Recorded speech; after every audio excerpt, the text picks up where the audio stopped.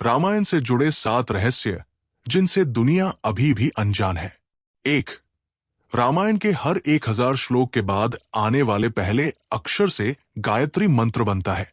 गायत्री मंत्र में 24 अक्षर होते हैं और वाल्मीकि रामायण में 24,000 श्लोक है। रामायण के हर 1000 श्लोक के बाद आने वाले पहले अक्षर से गायत्री मंत्र बनता है। ये मंत्र इस पवित्र महाकाव्य का सार है। गायत्री मंत्र को सर्वप्रथम ऋग्वेद में उल्लिखित किया गया है। 2. राम और उनके भाइयों के अलावा राजा दशरथ एक पुत्री के भी पिता थे। श्रीराम के माता पिता एवं भाइयों के बारे में तो प्राय सभी जानते हैं, लेकिन बहुत कम लोगों को यह मालूम है कि राम की एक बहन भी थी जिनका नाम शांता था। वे आयु में चारों भाइयों से काफी बड़ी थी। उनकी माता कौशल्या थी। ऐसी मान्यता है कि एक बार अंगदेश के राजा रोमपद और उनकी रानी वर्षिणी अयोध्या आए। उनको कोई संतान नहीं थी। बातचीत के दौरान राजा दशरथ को जब ये बात मालूम हुई तो उन्होंने कहा, मैं अपनी बेटी शांता आपको संतान के रूप में दूंगा। ये सुनकर रोमपद और वर्षिणी बहुत खुश हुए। उन्होंने बहुत स्नेह से उसका पालन पोषण किया और माता पिता के सभी कर्तव्य निभाए। एक दिन राजा रोमपद अपनी पुत्री से बातें कर रहे थे।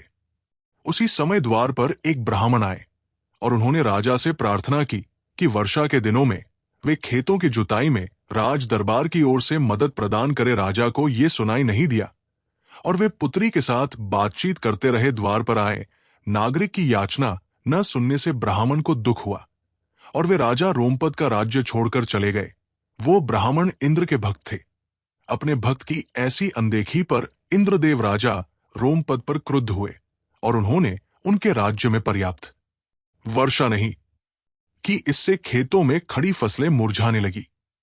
इस संकट की घड़ी में राजा रोमपद ऋष्यशृंग ऋषि के पास गए और उनसे उपाय पूछा। ऋषि ने बताया कि वे इंद्रदेव को प्रसन्न करने के लिए यज्ञ करे। ऋषि ने यज्ञ किया और खेत खलिहान पानी से भर गए। इसके बाद ऋष्यशृंग ऋषि का विवाह शांता से हो गया और वे सुखपूर्वक रहने लगे। बाद में ऋष्यशृंग ने ही दशरथ की पुत्र कामना के लिए पुत्र कामेष्टि यज्ञ करवाया था। जिस स्थान पर उन्होंने ये यज्ञ करवाया था वो अयोध्या से लगभग 39 किमी पूर्व में था और वहां आज भी उनका आश्रम है और उनकी तथा उनकी पत्नी की समाधियां है। राम जन्मभूमि अयोध्या के बारे में 10 ऐतिहासिक तथ्य। 3. राम विष्णु के अवतार हैं, लेकिन उनके अन्य भाई किसके अवतार थे? राम को भगवान विष्णु का अवतार माना जाता है, लेकिन आपको पता है कि उनके अन्य भाई किसके अवतार थे? लक्ष्मण को शेषनाग का अवतार माना जाता है, जो क्षीर सागर में भगवान विष्णु का आसन है, जबकि भरत और शत्रुघ्न को क्रमशः भगवान विष्णु द्वारा हाथों में धारण किए गए सुदर्शन चक्र और शंख शैल का अवतार माना जाता है। 4. सीता स्वयंवर में प्रयुक्त भगवान शिव के धनुष का नाम। हम में से अधिकांश लोगों को पता है कि राम का सीता से विवाह एक स्वयंवर के माध्यम से हुआ था। उस स्वयंवर के लिए भगवान शिव के धनुष का इस्तेमाल किया गया था, जिस पर सभी राजकुमारों को प्रत्यंचा चढ़ाना था। लेकिन बहुत कम लोगों को पता होगा कि भगवान शिव के उस धनुष का नाम पिनाक था। 5. लक्ष्मण को गुदाकेश के नाम से भी जाना जाता है। ऐसा माना जाता है कि वनवास के 14 वर्षों के दौरान अपने भाई और भाभी की रक्षा करने के उद्देश्य से लक्ष्मण कभी सोते नहीं थे। इसके कारण उन्हें गुदाकेश के नाम से भी जाना जाता है। वनवास की पहली रात को जब राम और सीता सो रहे थे तो निद्रा देवी लक्ष्मण के सामने प्रकट हुई। उस समय लक्ष्मण ने निद्रा देवी से अनुरोध किया कि उन्हें ऐसा वरदान दे कि वनवास के 14 वर्षों के दौरान उन्हें नींद ना आए और वो अपने प्रिय भाई और भाभी की रक्षा कर सके। निद्रा देवी इस बात पर प्रसन्न होकर बोली कि अगर कोई तुम्हारे बदले 14 वर्षों तक सोए तो तुम्हें यह वरदान प्राप्त हो सकता है। इसके बाद लक्ष्मण की सलाह पर निद्रा देवी लक्ष्मण की पत्नी और सीता की बहन उर्मिला के पास पहुंची। उर्मिला ने लक्ष्मण के बदले सोना स्वीकार कर लिया और पूरे 14 वर्षों तक सोती रही। 6. उस जंगल का नाम जहां राम, लक्ष्मण और सीता वनवास के दौरान रुके थे। रामायण महाकाव्य की कहानी के बारे में हम सभी जानते हैं कि राम और सीता लक्ष्मण के साथ 14 वर्षों के लिए वनवास गए थे और राक्षसों के राजा रावण को हराकर वापस अपने राज्य लौटे थे। हम में से अधिकांश लोगों को पता है कि राम, लक्ष्मण और सीता ने कई साल वन में बिताए थे, लेकिन कुछ ही लोगों को उस वन के नाम की जानकारी होगी। उस वन का नाम दंडकारण्य था, जिसमें राम, सीता और लक्ष्मण ने अपना वनवास बिताया था।